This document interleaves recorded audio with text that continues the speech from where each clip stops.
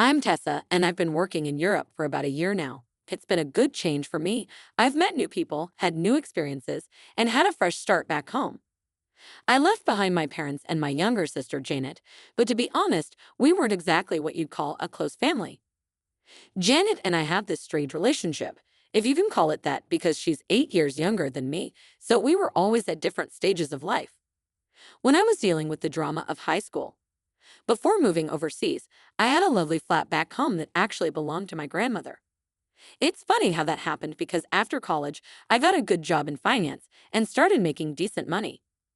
3 years into my career, I decided it was time to stop renting and buy my own place, and that's when my parents mentioned the flat my grandmother had owned. Up until now, we only crossed paths during family dinners and holidays. These days, our communication has dwindled to nothing. The more I considered it, the more I realized how perfect it seemed.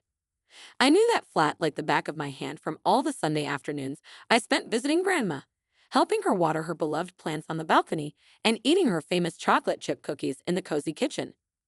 The price they offered was reasonable, and the location was fantastic, so I paid them $120,000 and made it my home for the next 3 years. Then the opportunity in Europe presented itself, and I couldn't pass. Up better salary, opportunity to travel, and new challenges. Of course, I kept the apartment because it was my first real investment, and I reasoned that I could always rent it out or return to it eventually.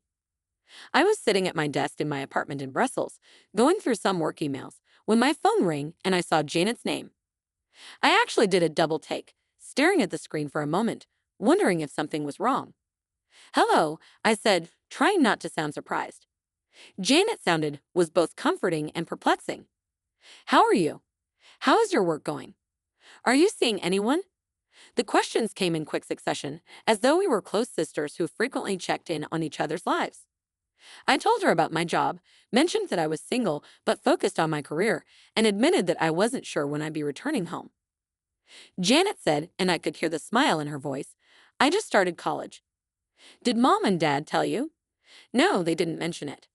I replied to, could I stay in your flat while I'm in college? It's only 2 blocks from campus, so I won't have to pay for transportation, and I won't have to pay rent, which is a huge help. I gripped my phone tighter as I tried to process what I had just heard.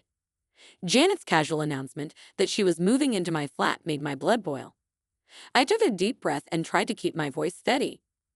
Janet, wait a minute. I interrupted her excited planning. You can't just decide to move in there. You need my permission, not theirs, so you can't just move in there because they said so. I snapped but instantly regretted my tone. I softened my voice a little, saying, look, Janet, I appreciate that you're trying to figure out your living situation, but this isn't going to work. There was a pause on the other end of the line, and when Janet spoke again, her voice had that same frustratingly calm tone our mother used when she thought. She was being reasonable when she said, I don't understand why you're in Europe. The flat is just sitting there empty. It's not sitting empty. I corrected her, and then Janet laughed a little, which made my jaw tighten. Oh, come on, Tessa. You make really good money at your job. If you come back, you can just rent another place. It's not like you can't afford it. I sat there in stunned silence at the audacity of her suggestion that I should rent another flat while she was living. I was momentarily stunned by the idea that because I had a decent job, I should simply give her my house. It was unbelievable, so I said firmly and coldly, I'm not going to rent another place just so you can live there for free. This isn't happening, Janet, but Mom and Dad. I don't care what Mom and Dad said. I almost yelled, no, and left the phone ringing. My hands were shaking as I placed it on my desk, and I spent the next few hours trying to divert myself with work, but I was unable to concentrate. As I was heating up leftovers for dinner, my phone began to buzz. Mom's name flashed across the screen, and I let it ring twice, taking deep breaths and bracing myself for what was about to happen. Eventually, I answered, hello, Tessa. My mother's voice had that certain tone that I knew all too well, the one that meant I was in trouble, like I was still a teenager who had broken curfew. We needed to talk about what happened with Janet. Janet kept playing in my head. Dinner, I suppose we do. I don't understand why you're being so tough about this. She started in, you shouldn't treat your sister this way. She's family, but it's only for a short time while she's in college. Nothing disastrous will happen if Janet stays in the apartment. I rubbed my fingers through my hair, trying to keep my voice level, Mom. I can't just let her move in. What happens if she doesn't want to leave? No fighting with my sister to get her out of my apartment. Oh, don't be dramatic. There was a brief pause before Mom responded, besides, why can't you guys help her rent her own place? Why does it have to be my apartment? We've already spent all of our money on Janet's college tuition, so we can't afford to pay rent on top of that.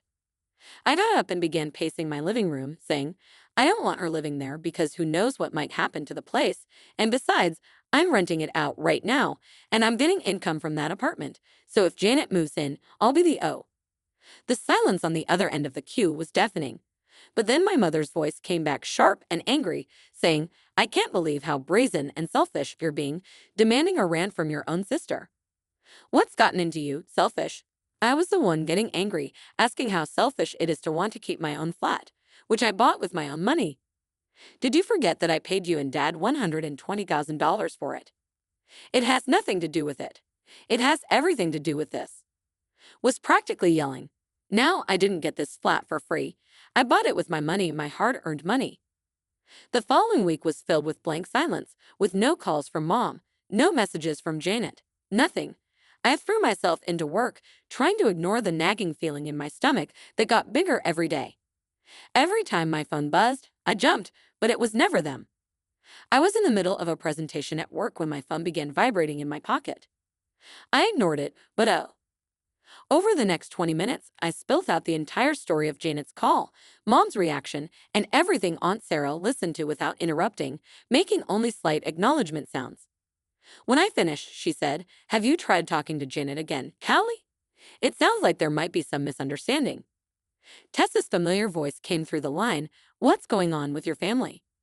I just spoke to your mother, and she seemed, well, not herself. I sighed and closed my office. Slumping in my chair, I asked, What's there to misunderstand? They want my flat for Janet.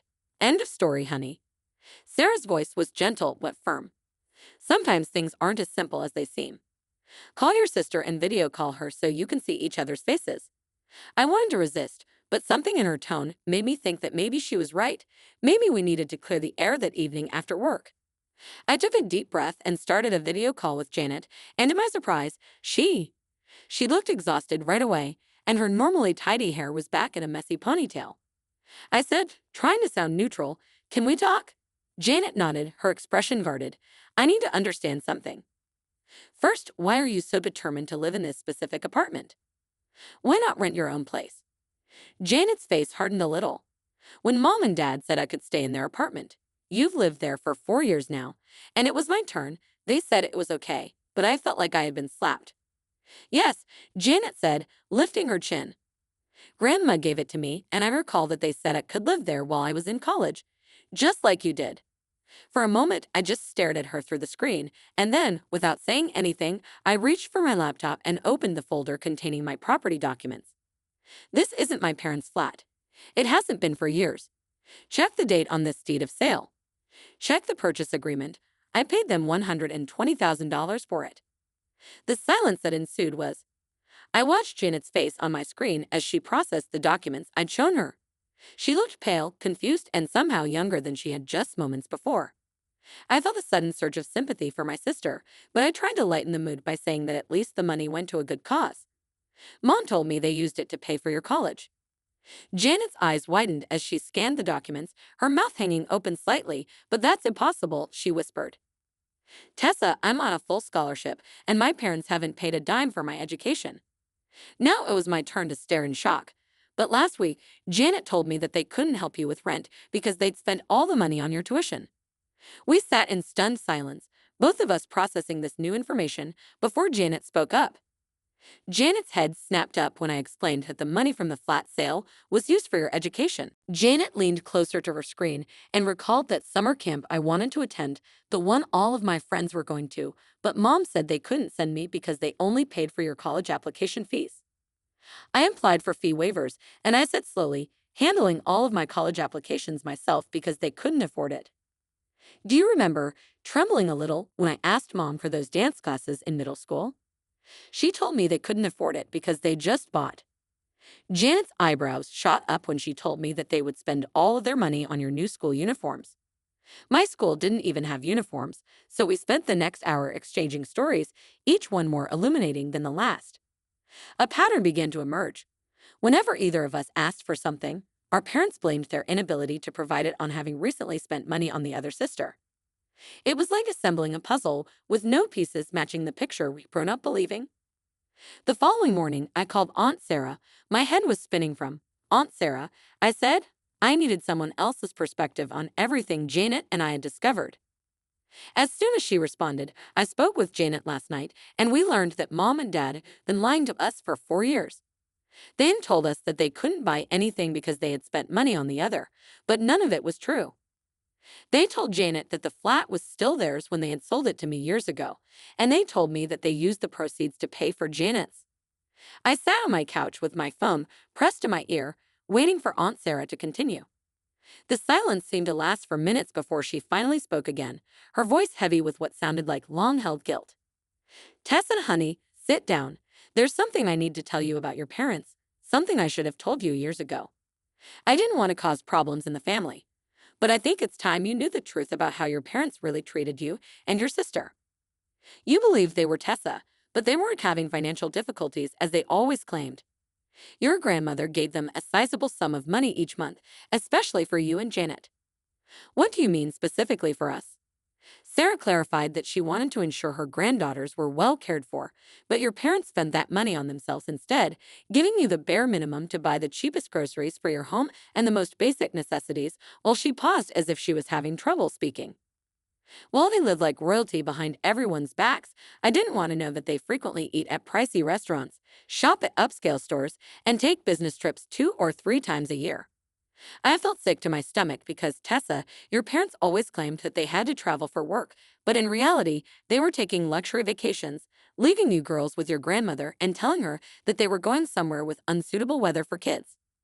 In fact, they were staying at five-star resorts and taking cruises. Living it up while you and Janet stayed behind brought back memories of all the times they dropped us off at Grandma's with their matching designer suitcases in the car trunk. I remembered how excited they'd always looked before these business trips and how they'd returned tanned and relaxed. It all made terrible sense, but how did you find out? I managed to ask Aunt Sarah, who sighed deeply. It was an accident. I ran into your mother at a very expensive restaurant one day when she was supposed to be on a business trip. She was wearing brand new designer outfits and jewelry. Your mother threatened me, Tessa, saying that if I told your grandmother about any of this, she would turn her against me. She knew how to manipulate your grandmother, and she had her convinced that she could do no wrong. Your mother said she would make sure I was completely excluded from the inheritance, and you kept this secret all this time. I couldn't keep the accusation out of my voice, and eventually Sarah's voice cracked. I had never seen her do this before when I confronted her about it. For years after that, your mother and I didn't talk, and yes, I remained silent. I'm very ashamed of that now, Tessa. I should have spoken up, should have done something, but I was afraid. I'm so sorry. You and Janet deserve better than this. I sat in stunned silence as my aunt's revelations set in. All those memories of careful budgeting and modest living had been a lie. My parents hadn't been struggling. They had been splurging, but not on us. I can't believe it either. Coupons telling us to be frugal with our money. They never took us on a vacation, and everything Janet and I owned, including our groceries, came from sale racks or bargain stores. I laughed bitterly when my mother would drive across town to shop at the cheaper supermarket, telling us to watch every penny. I got up and began pacing my flat because I was too upset to sit still. And the worst part was that they made us feel bad for wanting things that kids normally want, if we asked for new. The strain in my voice was the result of years of stress and anxiety bubbling to the surface. Tessa and Sarah began taking trips, but I couldn't stop now, and college is making me so angry. Do you know what they told me from the time I was young? They told me that they couldn't afford to help with college, so I had to study hard and get scholarships because there was no other way. I spent my entire high school career terrified of receiving anything less than perfect grades because I thought my future depended on it. You both did, and now you're telling me that your grandmother left your mother extra money in her will, a sizable sum specifically designated for both of your college educations. It was a requirement of your inheritance that your mother use the money to pay for both of your college educations. The phone almost fell out of my suddenly numb fingers. Your grandmother wanted to ensure that both of her granddaughters received a quality education, and she understood how important that was. I sank back onto the couch, feeling. The next morning, I asked for an emergency leave of absence from work, and my boss must have heard me because he approved it right away. Within 48 hours, I was on a plane home, and Janet met me at the airport. Janet and I both attended college on scholarships, but they never gave us a dime for tuition, saying they couldn't afford it. I know Aunt Sarah said quietly that they kept all that money for themselves, just like they kept the monthly allowance your grandmother gave them for your care. When we got to our parents' house that afternoon, it was odd how normal everything looked: the same well kept lawn, the same expensive car in the driveway that they'd claimed was a necessary business expense. How many lies had we believed over the years? Aunt Sarah was talking about everything in the dorm room, and Janet kept saying, "I can't believe they did this to us." She gripped the steering wheel so tightly that her knuckles were white. We both stood there, girls, and I said, "What's this about? We need to talk." I walked firmly past her and into the house, where Dad was studying. She followed us. As we moved through the house, we discovered Dad reading something on his tablet at his desk. He looked up in surprise as we all filed into the room. "This is unexpected," I said, not bothering to make small talk about the money Grandma gave you each month for our college education. I expected denial and anger, but what surprised me was my mother's cool, almost contemptuous reaction. She straightened her designer blouse and said, "I don't see what there is." The temperature in the room seemed to drop several degrees, and Mom's face went blank as Dad slowly put down his tablet. Sarah then informed us that Janet had added to the silence about how you spent the money on yourselves on your fancy restaurants and expensive vacations while we were eating cheap groceries, and is to talk about how we did nothing wrong. We fed you, clothed you, and raised you, and how no one can accuse us of abusing your children. I felt my voice rising and said, "You took money that Grandma gave you specifically for us and spent it on yourselves. We lived the lifestyle we deserved." Mom waved her hand dismissively. "What's done is done. You can't prove anything now anyway. The money's long gone." The casual way they admitted it without showing any remorse or shame. It felt like a physical blow, and they weren't even trying to hide it anymore. You know what I mean when I say that I feel extremely calm. You're right, the money is gone, but so does our relationship with you. 6 months have passed since that time, and things have improved in many ways. Janet and I talk nearly every day, and I helped her find a comfortable flat close to campus. I pay her rent because it's the least I can do for my younger sister. No. When Janet and I had dinner together at her new place last week, I was determined to be as independent as possible. We talked and laughed for hours, sharing stories and making plans for the future. As I looked at her across the table, I realized that our parents may have stolen our money, but they unintentionally gave us something valuable in exchange. In an attempt to keep us apart with their lies, they ended up bringing. We are closer than ever before.